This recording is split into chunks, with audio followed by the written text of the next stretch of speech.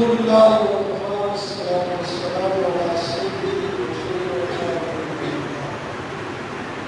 أعوذ بالله من الشيطان الرجيم بسم الله الرحمن الرحيم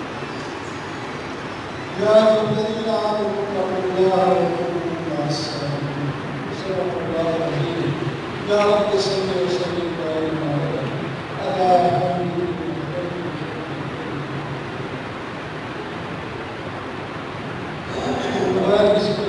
اللہ تعالیٰ کا پیغام سورہ توبہ سے پڑھا ارشاد الہی ہے تقویٰ اختیار کرو اور سچے کے ساتھ تقویٰ اختیار کرو اور سچوں کے ساتھ رہو سچوں کے ساتھ رہو گے تو متقی بنو گے متقی بنو گے تو سبحان اللہ ایک نام نبی کریم صلی اللہ علیہ وسلم آپ صلی اللہ علیہ وسلم نے فرمایا ان کرو لی ستر لوگ تم لوگ مجھے 6 چیزوں کی ضمانت کرو میں جنت کی ضمانت کروں جب بات کرو سچی جب وعدہ کرو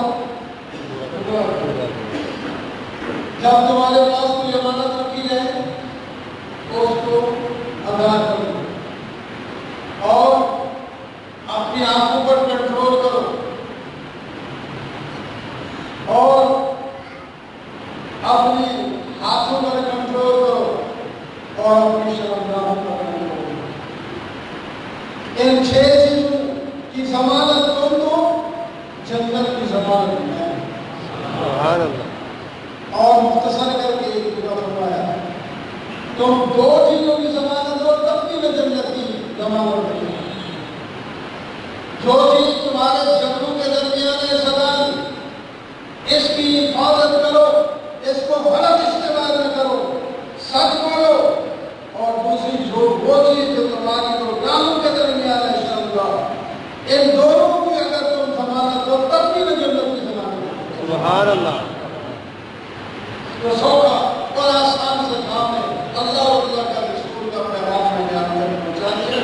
اور ایک بات اساتذہ سے بتائیے ایک اور بات یہ بھی بتا دوں کہ آپ حضرات کو یہاں سے ہمارے ہو کے جا رہے ہیں دینی کسی کام میں لگنے ہیں یہ نہ سمجھنا کہ مجھے پہلے دن ہی شیخ و حدیث بنا دیا جائے اور بڑا خطیب بنا دیا اگر تمہیں جھاڑو مسجد کا جھاڑو دینے کے لیے بھی اگر اللہ نے منتخب کر دیا تو امام ہی بنا دے گا خطیب ہی بنا دے گا اور شیخ و حدیث بھی بنا دے گا سارا کام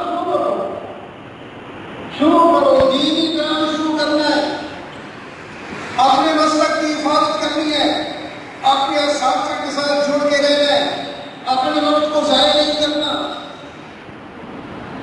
اپنے اعضاء پر کنٹرول کرنا ہے تو باقی یہ چیزیں مخصوص حضرت کو ایک کتاب ہے جو کسی لکھی اس کے آخر میں 21 اس قسم کی اپنے ساتھوں سے لکھی ہوئی واقعی نصیحت کے طور پر وہ لکھے مختصر سی چھوٹی سی کتاب ہے اگر وہ کوئی آدمی دیکھنا چاہے تو باہر پڑھیے وہ نصیحت کے محاصل آپ لکھ سکتے ہیں ویسی بات تو باہر آپ میں اسی طریقے بات کرتا ہوں اللہ